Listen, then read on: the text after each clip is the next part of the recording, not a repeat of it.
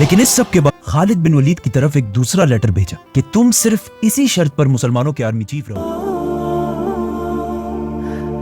बिस्मिल्लाहिर्रहमानिर्रहीम, अस्सलाम वालेकुम रहमतुल्लाहि वबरकातुहू। मैं हूं तौसीफ कुरैशी। उम्मीद करता हूं आप सब खैरियत से होंगे।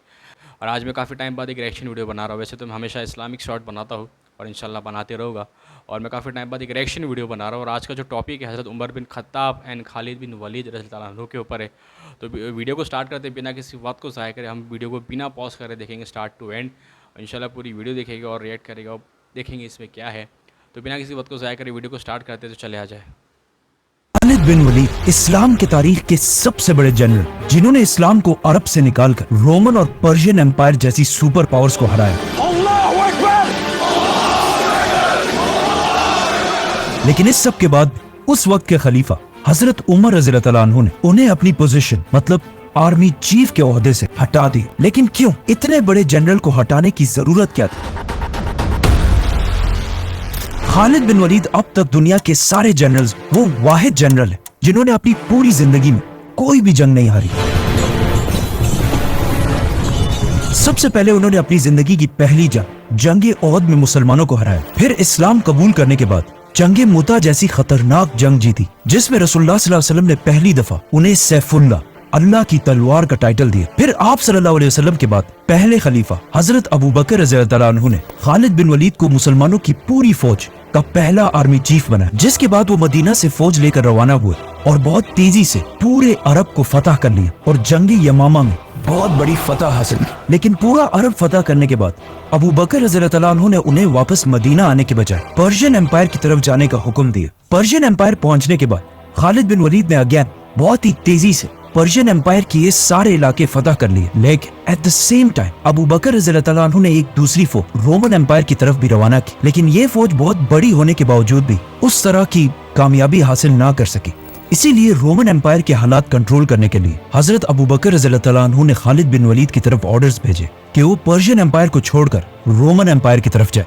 फिर जब खालिद बिन वलीद रोमन एम्पायर की तरफ गए तो अगेन वहां हर जंग जीतने लगे और आखिर रोमन एम्पायर की बहुत ही इंपॉर्टेंट सिटी दमास्कस को फतह करके ये सारा इलाका फतह कर लिया। लेकिन अब जब खालिद बिन वलीद रोमन एम्पायर की तरफ चले गए थे तो पर्शियन एम्पायर में मुसलमान दोबारा हारने लगे। तो जब पूरी दुनिया के लोगों ने ये देखा कि जहां खालिद बिन वलीद जाते हैं वहां मुसलमान जीतते हैं और जहां पर वो नहीं होते वहां मुसलमान हार जाते हैं, जिसके बाद खालिद बिन वलीद एक बहुत बड़ी सेलिब्रिटी बन गए। और सिर्फ मुसलमानों में नहीं बल्कि रोमन और पर्शियन एम्पायर में भी खालिद बिन वलीद के फतूहात की कहानियां फैलने लगी।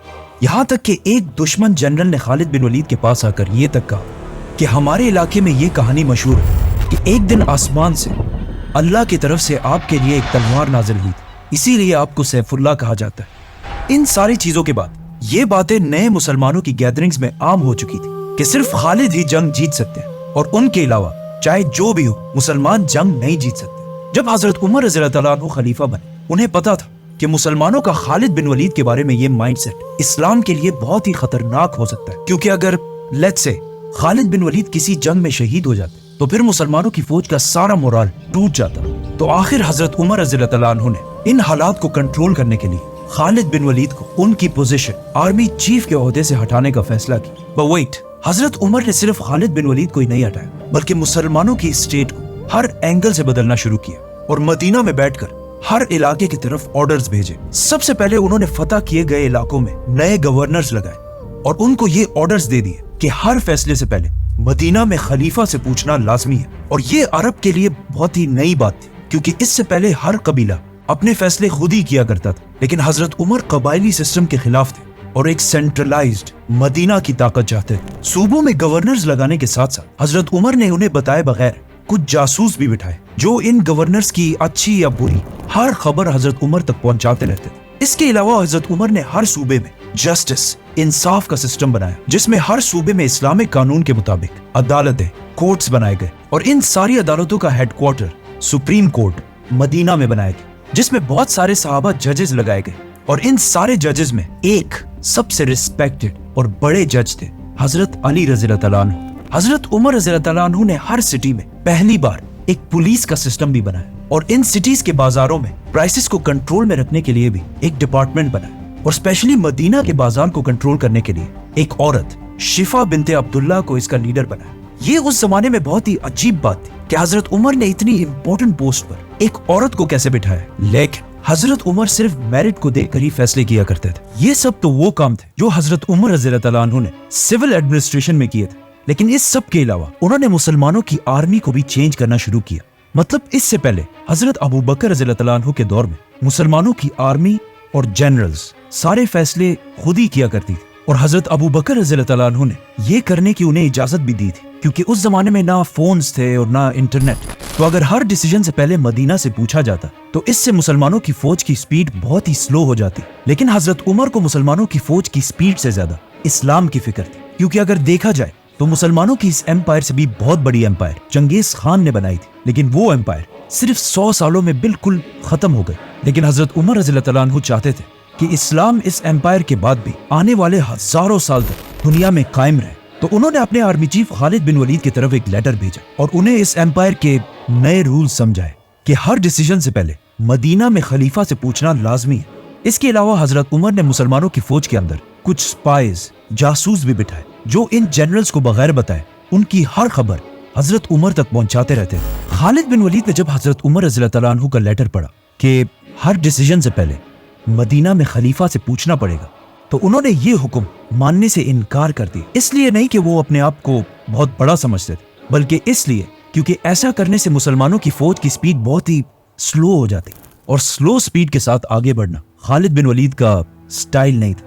حضرت عمر نے دوبارہ خالد بن ولید کی طرف ایک دوسرا لیٹر بھیجا کہ تم صرف اسی شرط پر مسلمانوں کے آرمی چیف رہو گے اگر ان آرڈرز کو مان لو۔ لیکن اگین خالد بن ولید نے ایسا کرنے سے انکار کر دیا اور کہا کہ جب پہلے خلیفہ ابو بکر مجھ سے نہیں پوچھتے تھے تو آپ مجھ سے کیوں پوچھ رہے ہیں؟ ناؤ ابن حجر الاسقلانی کی کتاب اور کچھ باقی کتابوں میں ایک بہت ہی انٹرسٹنگ واقعہ لکھا ہے کہ ایک دن خالد بن ولید ایک محفل میں بیٹھے ہوئے تھے جہاں ایک شاعر نے کچھ بہت ہی زبردست اشعار پڑھے، تو خالد بن ولید نے خوش ہو کر اسے اس زمانے کی کرنسی کے مطابق 10,000 کوئنز دیے۔ لیکن جب خالد بن ولید نے ایسا کیا اسی وقت وہاں پہ وہ سپائی بھی بیٹھا ہوا تھا، اور یہ خالد بن ولید نے چھپ کے نہیں کیا تھا بلکہ سب کے سامنے کیا تھا، اسی لیے وہاں پر بیٹھے حضرت عمر کے سپائی نے یہ سب دیکھ لیا اور سیدھا اس سب کی رپورٹنگ حضرت عمر رضی اللہ تعالیٰ عنہ کو کی۔ خالد بن ولید کی اس حرکت پر حضرت عمر بہت ہی ناراض ہوئے اور سیدھا ایک لیٹر مسلمانوں کے دوسرے جنرل ابو عبیدہ ابن جراح کی طرف بھیجا، جس میں انہوں نے لکھا کہ اگر خالد بن ولید نے یہ پیسے اس شاعر کو اپنی جیب سے دیے تو یہ اس نے فضول خرچی کی ہے، اور اگر یہ پیسے اس نے مسلمانوں کے بیت المال سے دیے تو یہ اس نے خیانت کی ہے۔ ان اینی کیس خالد بن ولید کو ان کی پوزیشن آرمی چیف کے عہدے سے ہٹانا جائز ہے، اور آگے لکھا کہ آج سے تم ابو عبیدہ ابن جراح مسلمانوں کی فوج کے آرمی چیف ہو گئے۔ لیکن حضرت عمر نے خالد بن ولید کو مسلمانوں کی فوج سے ہٹایا نہیں بلکہ ایک رینک نیچے کر دیا، اور اس کے بعد بھی وہ فوج کے بہت بڑے جنرل تھے، مطلب فوج کے سیکنڈ ان کمانڈ۔ جب ابو عبیدہ رضی اللہ تعالیٰ عنہ نے خالد بن ولید کو حضرت عمر کا یہ لیٹر دکھایا تو چاہیے تو یہ تھا کہ خالد بن ولید کو بہت ہی سخت غصہ آتا کہ ان کی ساری محنت، مطلب پہلے عرب فتح کرنا، اس کے بعد پرشین ایمپائر فتح کرنا، اور پھر رومن ایمپائر فتح کرنے کے بعد ان کو یہ صلہ دیا جا رہا ہے۔ لیکن یہ لیٹر پڑھنے کے بعد خالد بن ولید نے ابو عبیدہ سے کہا سمعنا واطعنا، ہم نے سنا اور ہم نے اطاعت کی، اور بغیر کسی غصے یا ناراضگی دکھانے کے انہوں نے ابو عبیدہ سے کہا کہ آج سے میں آپ کا یعنی آرمی چیف ابو عبیدہ ابن جراح کا رائٹ ہینڈ بن کر رہوں گا۔ اسے آج ہم بہت ہی ایک نارمل بات سمجھتے ہیں کیونکہ وہ صحابی تھے، آف کورس انہوں نے ایسا ہی کرنا تھا۔ لیکن اگر ہم دنیا کے سارے بڑے جنرلز کی ہسٹری اٹھا کر دیکھیں تو ایسا تاریخ میں کبھی بھی نہیں ہوا۔ ہسٹری میں جب بھی کسی لیڈر نے اپنے اتنے طاقتور جنرل کو ہٹانے کی کوشش کی ہے تو اس جنرل نے ہمیشہ بغاوت کی ہے یا بغاوت کرنے کی کوشش کی ہے۔ فار ایگزامپل اس سے پہلے پرشین بادشاہ خسرو نے جب اپنے جنرل کو ہٹایا تو رستم نے اسی کے خلاف ہی بغاوت کر دی، اور رومن امپائر کے جنرل پومپی نے بھی بغاوت کی، اور ایون آج ماڈرن دور میں بھی جب پاکستان کے پرائم منسٹر نواز شریف نے اپنے پاورفل آرمی چیف مشرف کو ہٹانے کی کوشش کی تو مشرف نے الٹا اسے ہی ہٹا کر پورے ملک پر قبضہ کر لیا۔ ان سارے جنرلز کی خالد بن ولید کے سامنے کوئی اوقات نہیں تھی، کیونکہ خالد بن ولید کو آج تک دنیا کے سب سے بڑے جنرلز میں سے ایک مانا جاتا ہے۔ لیکن جب حضرت عمر نے انہیں اپنی پوزیشن آرمی چیف کے عہدے سے ہٹایا تو انہوں نے بہت ہی پاورفل ہونے کے باوجود کچھ نہیں کیا اور اپنے لیڈر خلیفہ کے آرڈرز مان لیے۔ اس وقت مسلمان بہت ہی سخت سچویشن میں تھے، ایک طرف رومنز اور دوسری طرف پرشینز، اور اگر خالد بن ولید بھی بغاوت کر دیتے تو مسلمانوں کی ایمپائر ہمیشہ کے لیے ختم ہونے کا خطرہ تھا۔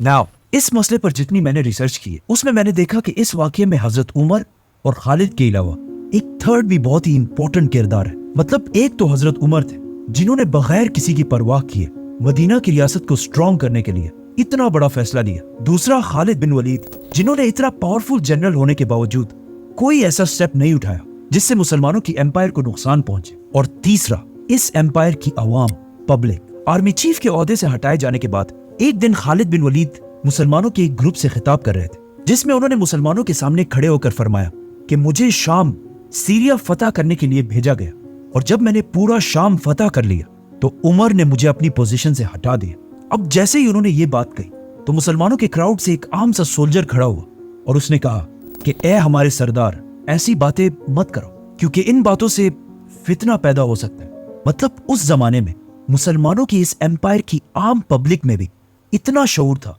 कि वो ये बात बहुत ही अच्छी तरह जानते थे कि चाहे जो भी हो जाए लीडर लीडर होता है और जनरल सिर्फ एक जनरल।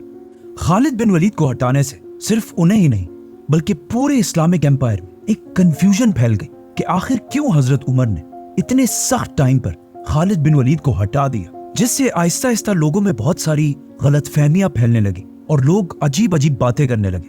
फॉर एग्जाम्पल कुछ लोगों ने कहा कि हो सकता है खालिद बिन वलीद और हजरत उमर के दरमियान पुरानी कोई पर्सनल लड़ाई हो, इसीलिए हजरत उमर ने उसे हटा दिया। और कुछ और लोगों ने यह तक कहा कि हो सकता है खालिद बिन वलीद ने कोई करप्शन की हो। लेकिन अगेन हजरत उमर का जासूसों का नेटवर्क, स्पाइज का नेटवर्क इतना स्ट्रॉन्ग था कि उन्हें अवाम के इस कंफ्यूजन का पहले ही पता चल गया। तो हजरत उमर ने मुसलमानों को मदीना के मस्जिद नबी में जमा होने का हुक्म दिया और फिर सबके सामने खड़े होकर उन्होंने क्लियरली बता दिया कि मैंने उमर बिन खत्ताब ने अपने आर्मी चीफ खालिद बिन वलीद को किसी पर्सनल दुश्मनी या करप्शन की वजह से नहीं हटाया, बल्कि सिर्फ इसलिए क्योंकि खालिद बिन वलीद की जबरदस्त फतूहात की वजह से लोग अल्लाह के बजाय खालिद बिन वलीद पर ट्रस्ट करने लगे थे। और मैं सारे मुसलमानों को यह दिखाना चाहता हूँ कि किसी भी जंग में जीत सिर्फ और सिर्फ अल्लाह की तरफ से आती है, किसी इंसान की तरफ से नहीं। और फिर यही सारी बातें उन्होंने लेटर्स में भी लिखी और फिर इन लेटर्स को हर सूबे के गवर्नर्स तक पहुंचा दिया ताकि खालिद बिन वलीद के कैरेक्टर पर कोई मुसलमान भी उंगली ना उठा सके। और इस वाक़े के बाद उन्होंने खालिद बिन वलीद की बेवा बहन के साथ शादी भी की, जिससे क्लियरली ये पता चलता है कि हजरत उमर और खालिद बिन वलीद के दरमियान इस वाक़े के बाद कोई इश्यूज नहीं थे। लोगों ने हजरत उमर रज़ियल्लाहु तआला अन्हु की बात सुनकर मान तो ली, लेकिन अब हजरत उमर के सामने बहुत बड़ा चैलेंज था कि अब उन्हें नेक्स्ट हर जंग जीतना लाजमी था, क्योंकि अगर मुसलमान खालिद बिन वलीद के जाने के बाद जंगे हारने लगे तो लोग हमेशा के लिए हजरत उमर के इस डिसीजन को गलत समझते। नाउ आप सल्लल्लाहु अलैहि वसल्लम की वफात के बाद अबू बकर रज़ियल्लाहु तआला अन्हु की खिलाफत में अरब के बहुत सारे कबीलों ने मदीना की रियासत से बगावत की, जिन्हें फिर खत्म तो कर दिया गया था, बट इन जंगों में बहुत सारे लोगों को गिरफ्तार करके कैदी बनाया गया था। लेकिन जब हजरत उमर रज़ियल्लाहु तआला अन्हु खलीफा बने तो उन्होंने इन सारे कैदियों को रिहा करने का हुक्म दिया और सबके लिए एक आम माफी का ऐलान कर दिया, जिससे पूरे अरब में उनकी पॉपुलैरिटी बहुत ही ज्यादा बढ़ गई और लोग हजरत उमर की इस रहमदिली से इतना खुश हुए कि उन्होंने आकर इस्लाम कबूल कर लिया और फिर अपनी मर्जी से मुसलमानों की फौज में शामिल हो गए। इन लोगों में एक शख्स तुलैहा भी था और ये वो शख्स था जिसने इससे पहले अबू बकर रज़ियल्लाहु तआला अन्हु के दौर में पैगंबर होने का झूठा दावा भी किया था। लेकिन जब वो हजरत उमर रज़ियल्लाहु तआला अन्हु के पास आए तो हजरत उमर ने उन्हें भी माफ कर दिया और वो भी मुसलमानों की फौज में शामिल हो गए। हजरत उमर के इन सख्त और जबरदस्त डिसीजंस के बाद अरब के लोग उनसे इतना खुश थे कि वो पुरानी सारी दुश्मनियां छोड़कर मुसलमानों के साथ शामिल हो गए। और पहली बार ऐसा भी हुआ कि क्रिश्चियंस ने भी आकर पर्शियन एम्पायर के खिलाफ मुसलमानों का साथ देने की कसम खाई। तो अब हजरत उमर ने मुसलमानों और क्रिश्चियंस को मिलाकर पर्शियन एम्पायर के खिलाफ एक नई आर्मी बनाई। इस फौज ने मुसन्ना की लीडरशिप पर्शियन एम्पायर की एक बहुत बड़ी फौज को हरा दिया और eight the same time Abu Ubaida इब्न जर्राह की लीडरशिप में भी मुसलमानों ने रोमन एम्पायर की एक फौज को हराकर बहुत बड़ी फतह हासिल की। और इस तरह पूरी दुनिया ने देखा कि मदीना की रियासत मुसलमान खालिद बिन वलीद के बगैर भी जंगे जीत सकते और हजरत उमर रज़ियल्लाहु तआला अन्हु का प्लान कामयाब हो गया। लेकिन अब मुसलमानों की तारीख की सबसे बड़ी जंगे यरमूक और जंगे कादसिया बहुत ही करीब आ चुकी। बहुत ही ज़बरदस्त वीडियो थी, कैसे हज़रत उमर बिन खत्ताब और खालिद बिन वलीद के बीच में जो भी हुआ, लोग समझ रहे थे कि उन्होंने आपसी दुश्मनी की वजह से हज़रत खालिद बिन वलीद को हटाया, लेकिन ऐसा नहीं था। एक वजह थी कि लोग ज़्यादा खालिद बिन वलीद को ज़्यादा पूछ रहे थे, ज़्यादा बड़ा मान रहे थे, इसलिए उन्होंने हज़रत खालिद बिन वलीद को اس بڑی پوسٹ سے ہٹا دیے تھی. ہوپفلی ویڈیو پسند آئے گی تو ویڈیو کو لائک کر دیجیے گا, سبسکرائب کر دیجیے گا چینل پہ نئے ہے تو. انشاءاللہ میں ایسے اور ریئیکشن ویڈیو بناتا رہوں گا, اور اسلام کی انشاءاللہ بھی نعت پہ بھی ریئیکشن ویڈیو لاؤں گا, اور میں اسلامی شارٹس بھی بناتا ہوں تو انشاءاللہ وہ تو آتے ہی رہیں گے. تو ہوپفلی ویڈیو پسند آئے تو ویڈیو کو لائک کر دیجیے گا, چینل پہ نئے ہے تو سبسکرائب کر دیجیے گا. میں ملاقات کروں گا آپ لوگ سے انشاءاللہ نیکسٹ ویڈیو میں. اپنا بہت سارا خیال رکھے. فی امان اللہ, اللہ حافظ. اور ہاں, حضرت عمر بن خطاب کے بارے میں میں نے اس پہ اسلامی شارٹس بھی بنایا تھا, میں آپ کو بتا دیتا ہوں. حضرت عمر بن خطاب جیسے آدمی جو ایک بہت پاورفل تھے, لیکن حضرت عمر بن خطاب جیسے آدمی ایک دعا مانگا کرتے تھے, اللہم انی ضعیف فقوینی, کہ اے اللہ میں بہت کمزور ہوں, آپ مجھے قوت عطا کرے. کہ اللہ میں بہت کمزور ہوں, آپ مجھے قوت عطا کرے. اللہم انی ضعیف فقوینی, یہ ہمیں بھی مانگنی چاہیے کہ اللہ ہم بہت کمزور, ہم تو بہت کمزور ہیں. جب وہ اتنے بڑے آدمی حضرت عمر وہ مانگ رہے تو پھر ہمیں تو لازم مانگنا چاہیے.